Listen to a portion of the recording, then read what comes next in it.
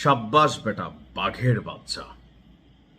মানে ভাবতে অন্যরকম লাগে মায়েরই, একটা সুকুন ভাব চলে আসে যে ঝুঁকেঙ্গা নাহি সালা। তবে কিছু দালাল আছে বাংলাদেশে, এরা ধরেন দেখেন, আমি কিন্তু মধ্যপ্রাচ্য বিরোধী না, সৌদি আরব বিরোধী না, মক্কা মদিনার প্রতি আমার ভালোবাসা সম্মান অটুট আছে। তো কিছু কিছু ফকিন্নির পোলাপাইন আছে, এরা মনে করে কি জানেন, তালেবর। ওই বাংলাদেশে 2 লক্ষের উপরে অনুসারী আছে না, বিভিন্নভাবে ধর্মকে বিভাজিত করে তরিকা বানায়া এরা খালি বলে ভাই তুই দালাল, তুই এটা তুই সেটা, আমার গুনিয়া টানাটানো করে 2-1 ফকিন্নির বাচ্চাটা আমি দেখছি। তো এদের উদ্দেশ্যে বলি আর কি, যে টানতে পারবি, তোর হ্যাডম নাই আমার সামনে এসে কোনো কথা বলার, যদি থাকে এক বাবার জন্মের হয়ে থাকিস আইসা কথা বলিস। ভাই পিছনে নাইমরি নিয়ে অনেকেই কথা বলে, কে নিয়ে যেমন আমি ঝুঁকবো না, ব্যক্তি জীবনে অনেক ক্ষেত্রে কিন্তু ঝুঁকি না, ঠিক আছে। ভদ্রতা নম্রতা এটা আমার বৈশিষ্ট্য, কিন্তু খেয়াল রাখতে হবে আমরা কেন মধ্যপ্রাচ্যের আরব শেখদের বিরোধিতা করি।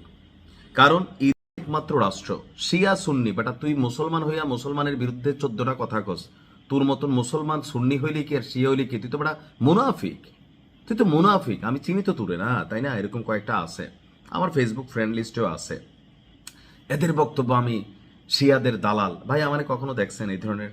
আমার কথা হচ্ছে মধ্যপ্রাচ্যে ইরান একটা বাঘ, এই বাঘ শিয়া সুন্নি মতভেদ এটা যার যার ইচ্ছা, কিন্তু আমি কি ধর্মীয় কোনো ইস্যুতে কে সাপোর্ট করে যাচ্ছি?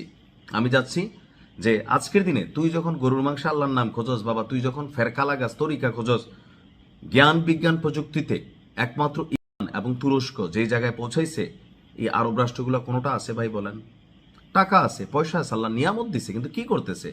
বিলিয়ন ডলার কামাইয়ে কাদেরকে দিচ্ছে? পশ্চিমাদের কাছে। তেল বেচা বিলিয়ন ডলার কামায়, প্রযুক্তি নিয়ে নিজেরা গবেষণা না কইরা ওই আরবের খুরমা খাজুর খায়। ক্ষমতায় ট্রাম্প থাকুক, ওবামাও থাকুক, আর যেই থাকুক এদেরকে চাটে বাইডেন রে। এটা আমার পছন্দ হয় না, সেই কারণে আমি সমালোচনা করি। তো আমি যখন কথা বলছি মধ্যপ্রাচ্যের আকাশে গতকালকে থেকে এক দানবীয় খেলা শুরু হয়েছে।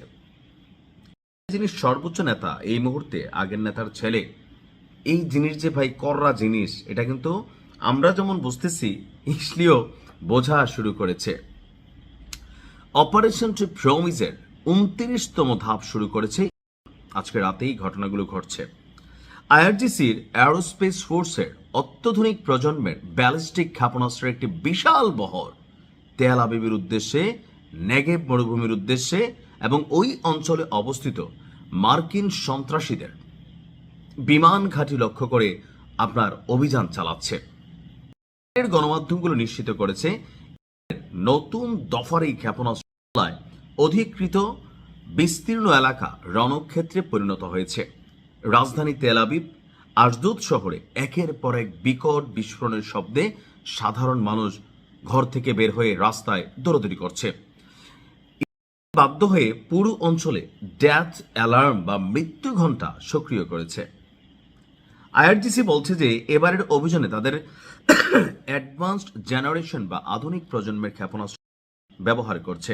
তাদের লক্ষ্যবস্তুর প্রধান তালিকায় প্রধান বাণিজ্যিক এলাকা, নেগেভ মরুভূমিতে থাকা ইসরায়েলের গুরুত্বপূর্ণ সামরিক এবং পরমাণু স্থাপনা এবং মধ্যপ্রাচ্যে মোতায়েন মার্কিন সামরিক ঘাঁটি। ক্ষেপণাস্ত্রের গতিপথ এতটাই বিস্তৃত যে পাশের দেশ জর্ডানের রাজধানী আম্মানেও সতর্কতামূলক সাইরেন বাজছে। আরবিক সূত্রগুলো বলছে জর্ডানের আকাশসীমে দিয়ে যখন ইসরায়েল যাচ্ছিল তখন পুরো শহর জুড়ে ঘুম হারা হয়ে গেছে যে আকাশে কি যাচ্ছে।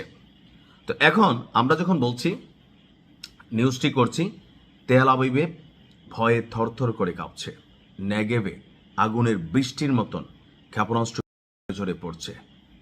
নতুন নেতা কথা দিয়েছে খেলা হবে। ভালো থাকুন।